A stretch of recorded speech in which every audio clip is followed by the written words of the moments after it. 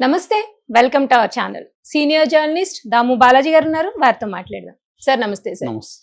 అల్లు అర్జున్ వ్యవహారంపై ఢిల్లీ వెళ్లి చిరంజీవి గారు సీక్రెట్ గా రాహుల్ గాంధీని కలిసి రిక్వెస్ట్ చేసుకున్నారని, రాహుల్ గాంధీ రేవంత్ రెడ్డి గారికి చెప్పినట్టుగా, అంటే ఈ ఇష్యూని పెద్ద చేయొద్దు అని చెప్పినట్టుగా, అలాగే రేవంత్ రెడ్డి గారు మంత్రులకి చెప్పారు, దీన్ని మీరు ఎవరంటే ఎలా మాట్లాడొద్దు, ఇది కోర్టు తేల్చుకుంటుంది అని చెప్పినట్టుగా న్యూస్ వస్తుంది సార్.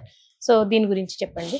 నిన్నటి నుంచి నిన్న అల్లు అర్జున్ ఇంటి మీద దాడి జరిగిన తర్వాత రేవంత్ రెడ్డి ఇమీడియట్ గా ఒక ట్వీట్ చేశాడు. ఆ ట్వీట్ ఏంటంటే, సినీ ప్రముఖుల మీద దాడులు నేను ఖండిస్తున్నాను, పోలీసులు స్ట్రిక్ట్ గా వ్యవహరించాలి అనేది ఒకటి. రెండోది, ఎవరంటే వాళ్ళు పోలీస్ ఆఫీసర్లు వచ్చి మాట్లాడొద్దని చెప్పండి అని డీజీపీకి వెళ్ళి నేను ఆదేశిస్తున్నానని అందులో రాశాడు. అట్లాగే కోమటిరెడ్డి వెంకటరెడ్డి అయితే డైరెక్ట్గా పేరు పెట్టే అల్లు అర్జున్ ఇంటి మీద దాడిని ఖండిస్తున్నాను, ప్రజాస్వామ్యంలో భౌతిక దాడులకు అవకాశం లేదు, చేయొద్దు అనేది ఆయన కూడా ఇచ్చాడు. దీని తర్వాత రేవంత్ రెడ్డి కొంతమంది అంటే కాంగ్రెస్ వాళ్ళు రకరకాలుగా అల్లు అర్జున్ మీద మాట్లాడడం మొదలుపెట్టాడు. ఇష్యూ మాట్లాడకుండా, ఇష్యూ కాకుండా అసలు ఆ సినిమా అనే బాగాలేదనడం, అతనికి అవార్డుని వెనక్కి తీసుకోవాలనడం, సినిమాలో పోలీసులను అవమానించారనడం, ఇంకా అతను ఆంధ్ర వాడు అనడం, సినిమా వాళ్ళకి ఇది లేదనడం, ఇంకా రకరకాలుగా వాళ్ళకి డబ్బులు ఒక పైసా కూడా అల్లు అర్జున్ ఇవ్వలేదనడం, ఇంకా రకరకాల అసలు సినిమా వాళ్ళ మీద ఓవరాల్గా అల్లు అర్జున్ మీద మాట్లాడడం అనేది మొదలైపోయింది. ఇంకా పోస్టులు చూస్తే, మీరు అసలు సినిమా ఇండస్ట్రీ ఆంధ్రాకి వెళ్ళిపోండి, ఇక్కడేం పని మీకు, ఇది మా తెలంగాణలో మా సినిమాను మేము చూసుకుంటాం, ఇలాగ రకరకాలుగా మారిపోయింది, ఇష్యూ మారిపోయింది. నిజానికి అక్కడ జరిగిందేంటి, దాంట్లో అల్లు అర్జున్ తప్పు ఉందా లేదనేది ఆల్రెడీ లీగల్గా కోర్టులో ఉంది కాబట్టి కోర్టులో తేలుతుంది. కానీ ఇది ఓవరాల్ పొలిటికల్ ఇష్యూ అయిపోయింది. సో పొలిటికల్ ఇష్యూ అయిపోయేసరికి చిరంజీవి ఇంకా, ఎందుకంటే ఇప్పుడు ఒక సీఎం గట్టిగా అనుకుంటే వ్యక్తులు ఎవరైనా కూడా ఇబ్బందులు పడతారు. సీఎంఏ డిసైడ్ అయ్యాను ఈ వ్యక్తిని మనం వేధించాలి అని సీఎం స్థాయి వాళ్ళు డిసైడ్ అయ్యారనుకో, ఎవరైనా జగన్ అయినా చంద్రబాబు అయినా ఇక్కడ కేసీఆర్ అని, గతంలో కూడా ఇవి జరిగాయి. ఇదే సీఎం గతంలో కేసీఆర్ ఆగ్రహానికి గురి ఆయన్ని ఎలా కేసీఆర్ వేధించాడో మనం చూసాం. అర్ధరాత్రుల్లో అరెస్ట్ చేశారు. చివరి కూతురు, ఒకే ఒక బిడ్డ ఆయనకి, ఆయన కూతుర్ని కూడా చూడనీయకుండా కేసీఆర్ ఎంత ఇబ్బందులు పెట్టాడు. జైలు నుంచి ఆయన ఖైదీలాగా పోలీసుల ఎస్కాట్లో పోయి 1 hour 2 hours ఉండేసి రావాల్సి వచ్చింది. సో ఇది ప్రతి ఒక్కరూ ఈ రివెంజ్ మోడ్ అనేది ప్రభుత్వానికి మామూలుగా ఉండకూడదు, కానీ ఉంటుంది, అందరికీ ఉంటుంది. సో అది ఆ స్థాయిలో జరిగేసరికి ఇప్పుడు చిరంజీవి క్యాంపు మొత్తం, ఇప్పుడు అల్లు అర్జున్ అంటే చిరంజీవి క్యాంపే. ఒకవేళ వాళ్ళకి గొడవలు ఉన్నా కూడా చిరంజీవితో మాట్లాడినట్టుగా అల్లు అరవింద్ వీళ్ళు వెళ్ళి చెప్తున్నారు. ఎందుకంటే ఇప్పుడు స్టేట్ గట్టిగా అనుకుంటే అల్లు అర్జున్ని ఆల్రెడీ ఆయన ఒక దోషిలాగా నిలబెట్టారు సమాజం ముందు. ఆయన కోర్టులో ఇంతవరకు ఏమీ తేలలేదు. నిజానికి కోర్టులో ఆ సెక్షన్లు పెట్టడం కరెక్ట్ కాదనే చర్చ కూడా జరిగింది. ఒక రకంగా కోర్టు డిఫెన్స్ అడ్వకేట్ల వాదనలను బలమిచ్చి ఈయనకి ముందస్తు బెయిల్ కూడా 4 వారాలు గ్రాంట్ చేసింది. అయినా కూడా బయట ఆయన్ని దోషిగా నిలబెట్టేయాలి అన్నది ఒక ప్లానింగ్ అయితే కనిపిస్తుంది. దానికి అనుగుణంగానే పోలీస్ ఆఫీసర్లు వచ్చి మాట్లాడడం. మామూలుగా అయితే ఇటువంటి కేసుల్లో పోలీస్ ఆఫీసర్లు వచ్చి అతను నేరం చేశాడని సాక్ష్యాలంతా ప్రవేశపెట్టరు. నువ్వు ప్రవేశపెట్టాల్సింది ఎక్కడ?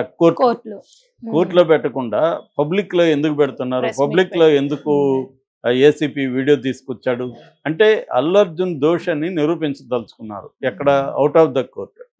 దానికోసం రకరకాల మెథడ్స్లో ఆ బాబుని ఇప్పటి వరకు గవర్నమెంట్ ఎప్పుడూ పట్టించుకోలే. అలాంటిది సడన్గా బాబు దగ్గరికి వెళ్ళడం, బాబుకు పోయి డబ్బులు ఇవ్వడం, వాళ్ళ ఇంట్లో వాళ్ళతో మాట్లాడడం, వాళ్ళ విజువల్స్ని తీసుకురావడం, తర్వాత రకరకాల సమూహాలు ఇక్కడ వాళ్ళ ఇంటి మీద దాడులు చేయడం, ఈ యాంగిల్ అంతా చేశారు.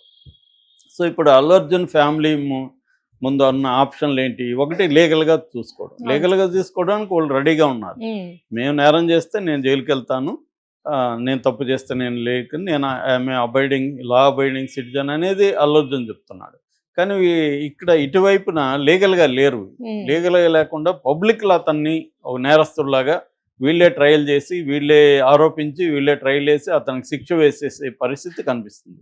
ఎందుకంటే ఇంటి మీద దాడులు జరగడం కావచ్చు, అల్లు అర్జున్ తప్పని పోలీస్ ఆఫీసర్లు వార్నింగ్లు ఇవ్వడం కావచ్చు, ఆయన ఎవరో వచ్చి విష్ణుమూర్తి, ఆయన పేరు ఏసీపీ, అతను యాక్చువల్గా సస్పెండెడ్. అతనికి మరి అంత ధైర్యం ఎలా వచ్చింది తెలియదు మనకి. సో దాని మీద తర్వాత అతని మీద ఏం చర్యలు తీసుకున్నారో కూడా తెలియదు. అతను వచ్చి నేను ఒక్కొక్కడికి రీల్స్ కట్ చేస్తాను, డైరెక్ట్గా అల్లు అర్జున్ని అతను బెదిరిస్తున్నాడు, సినిమా ఇండస్ట్రీని బెదిరిస్తున్నాడు, సినిమాలు ఎలా తీయాలో అతను ఉపన్యాసాలు ఇస్తున్నాడు, క్యారెక్టర్లు ఎలా ఉండాలి, సీన్లు ఎలా ఉండాలో అతనే చెప్తున్నాడు. ఆ స్థాయిలో అతను వచ్చి అంటే అల్లు అర్జున్ని అన్ని రకాలుగా అతని క్యారెక్టర్ అసాసినేషన్ చేయడం అన్న ఒక యాంగిల్లోకి వెళ్ళిపోయింది. అప్పుడు ఇంకా అల్లు అర్జున్ ఫ్యామిలీ ముందన్న కర్తవ్యం ఏంటి? లీగల్గా ఎలాగో వాళ్ళు లీగల్గా అయితే రెడీగా ఉన్నారు, కానీ ఇది లీగల్ కాదు కదా, ఇది ఇంకా గందరగోళం అయిపోయింది. సో వాళ్ళు అప్పుడు ఏం చేయాలంటే రేవంత్ రెడ్డిని కంట్రోల్ చేసేది ఎవరు? రాహుల్ గాంధీ లేకపోతే సోనియా గాంధీ. వాళ్ళు మాత్రమే రేవంత్ రెడ్డిని కంట్రోల్ చేయాలి. ఇంకెవరి మాట ఆయన వినే పరిస్థితి కనిపించలేదు. అందుకని డైరెక్ట్గా, ఎందుకంటే చిరంజీవి కూడా కాంగ్రెస్లో టెక్నికల్గా ఉన్నాడు, రాజకీయాలకు దూరమైన. నిజానికి అల్లు అర్జున్ మామ కూడా కాంగ్రెస్లో ఉండి ఎమ్మెల్యేగా ఎంపీగా ట్రై చేశాడు, సీట్ రాలేదని. అందుకని ఇప్పుడు ఒకవైపు మామ ఇక్కడ ఇన్ఛార్జి కాంగ్రెస్ ఇన్ఛార్జీని కలవడానికి నిన్నంత వెళ్ళారు. చిరంజీవి ఏమో ఢిల్లీ వెళ్ళాడని చెప్తున్నారు, వెళ్ళాడా లేదనేది అఫ్సియల్గా ఎక్కడ అనౌన్స్మెంట్ రాలేదు. వెళ్ళాడు, రాహుల్ గాంధీని కలిశాడు. రాహుల్ గాంధీ నుంచి రేవంత్ రెడ్డికి ఒక ఆదేశం వచ్చింది, నువ్వు ఇంతటితో దీన్ని పబ్లిక్గా చేయడం ఆపేసేయండి, ఇది కాంగ్రెస్ పార్టీకి కూడా బ్యాడ్ నేమ్ వస్తుంది. సో ఆల్రెడీ నేషనల్ వైడ్ ఒక బ్యాడ్ నేమ్ వచ్చింది, స్టేట్లో కూడా ఇప్పుడు బ్యాడ్ నేమ్ వస్తుంది. ఎందుకంటే ఇదేమీ నేషనల్ ఇష్యూనో లేకపోతే స్టేట్ వైడ్ మాట్లాడాల్సిన ఇష్యూ కాదు. ఒక అన్ఫార్చునేట్ ఇన్సిడెంట్, ఒక థియేటర్లో ఒక ప్రమాదం జరిగింది, ఒక ఆమె చనిపోయింది. దీన్ని మీరు నేషనల్ ఇష్యూ లాగా లేకపోతే స్టేట్ వైడ్ ఇదే ఇష్యూ అన్నట్టుగా మీరు ప్రొజెక్ట్ చేస్తున్నారు. అతన్నే కోర్టులో తేలాల్సిన వ్యక్తిని బయట మీరు దోషులాగా మాట్లాడుతున్నారు. ఇది కరెక్ట్ కాదు, లీగల్గా వెళ్ళండి, లీగల్ కోర్సులోకి వెళ్ళండి అని రాహుల్ గాంధీ చెప్పినాడని. అందుకని రేవంత్ రెడ్డి నిన్న తన కాంగ్రెస్ పార్టీలో నాయకులందరికీ ఒక మౌఖిక ఆదేశాలు జారీ చేశారని, మీరెవరు కూడా ఇంకా దీన్ని గురించి మాట్లాడకండి, ప్రతిపక్షాల మీద ఫోకస్ చేయండి కానీ ఈ ఇష్యూలో మాట్లాడకండి అని. అందుకనే నిన్న ఎంపీ చామల కిరణ్ కుమార్ రెడ్డి కూడా మాట్లాడుతూ, మాకు సినిమా ఇండస్ట్రీ మీద ఏం వ్యతిరేకత లేదు, ఇది ఒక జరిగిన సంఘటన, దాన్ని మేము లీగల్గానే డీల్ చేస్తాము అనేది ఆయన మాట్లాడారు. అట్లాగే మిగతా వాళ్ళు కూడా చాలామంది కాంగ్రెస్ నాయకులు కూడా అదే టోన్లోకి వచ్చారు. అంటే రేవంత్ రెడ్డి ఇంకా చాలు, వీళ్ళకి ఇచ్చింది చాలు, ఈ షాక్ చాలు అనేది అనుకున్నాడు. రెండోది, అక్కడ ఇది పెంచితే రాహుల్ గాంధీ ఇంటర్ఫియరెన్స్ అయ్యే అవకాశం ఉంది. అది రేపు ఇప్పటికిప్పుడు రేవంత్ రెడ్డికి ఇబ్బంది లేకపోవచ్చు, కానీ రేపొద్దున ఆయనకి ఏమైనా ఇబ్బంది వస్తే ఇవన్నీ కూడా అప్పుడు ఆయనకి వ్యతిరేకంగా కూడా బయటకు వస్తాయి. అప్పుడు ఇలాగా చేశాడు, సినిమా ఇండస్ట్రీ అంతా ఇదైంది. ఎందుకంటే సినిమా ఇండస్ట్రీ మెల్లగా అమరావతి వైపు చూద్దామన్న ఆలోచన కూడా వాళ్ళకి వచ్చినట్టు. అవన్నీ రేపొద్దున హైదరాబాద్ బ్రాండ్ ఇమేజ్ని, తెలంగాణలో బ్రాండ్ ఇమేజ్ని దెబ్బతీస్తాయి ఖచ్చితంగా. ఎందుకంటే ఒక ఇండస్ట్రీని అటాక్ చేస్తున్నారంటే మిగతా ఇండస్ట్రీలు కూడా భయపడతాయి. రేపు పొద్దున మన పరిస్థితి ఏంటి? వీళ్ళు సినిమా ఇంత పాపులర్, అల్లు అర్జున్ లాంటి ఒక సూపర్ స్టారు ఇండియాలో, అట్లాంటి వాళ్ళనే ఇట్లా చేస్తే రేపు మనకేమన్నా వీళ్ళకి అనుకూలంగా లేకపోతే ఏమో అవుతుందేమో ఎందుకు అనే ఒక భయాందోళనలు మిగతా ఇండస్ట్రీ పీపుల్లో కూడా రావచ్చు. ఎందుకంటే ఇక్కడికే రావాలనేది ఏమో దేశంలో వేరే చోట కూడా బ్రహ్మాండంగా ఉన్నాయి కదా స్టేట్స్. సో ఇది ఖచ్చితంగా దెబ్బ తగులుతుంది. ఒక ఇమేజ్ అనేది ఎప్పుడైనా ఆప్టిక్స్ అంటారు, ఆప్టిక్స్ కూడా వెరీ ఇంపార్టెంట్. అంటే నువ్వు ఎలాంటి ఇమేజ్ని క్రియేట్ చేస్తున్నావు. సినిమా ఇండస్ట్రీ అనేది మంచి అని చెడ్డని ఒక ఇండస్ట్రీ. ఒకరు తప్పు చేస్తే ఆ తప్పుని లీగల్గా డీల్ చేయకుండా నువ్వు పబ్లిక్లో అతన్ని దోషిగాను, ఆ ఇండస్ట్రీ అంతా దోషిగాను నిలబెడితే రేపు మిగతా ఇండస్ట్రీలు కూడా భయపడే అవకాశం ఉంది.